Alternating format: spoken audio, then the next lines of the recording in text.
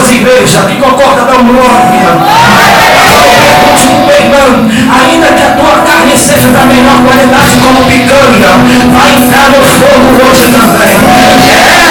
Porque a carne agora que ela está, não vai ser queimada, porque vai borrar a maquiagem, vai acabar com o vestido.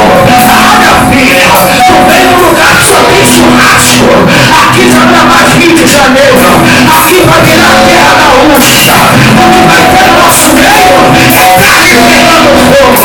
Oh meu Deus, tem muita gente que vai destruir a carne, até inventa no espelho que tem fusca, que tem Vasco, é carne. Oh meu Deus, tem o cheiro pra tu ver. Deus vai começar a queimar a carne. E não se imagina eu. Oh meu Deus, se o culto já está gostoso, com um monte de pessoas na carne, imagine quantas pessoas recebendo o fogo na carne. Vai ficar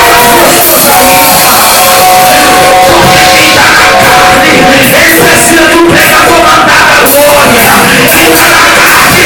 Eles precisam de um chofone popular.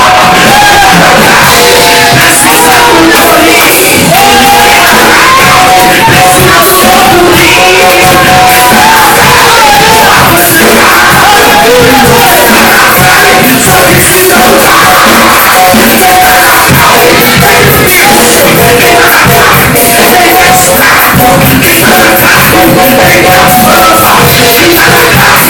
Ele quer a fotografia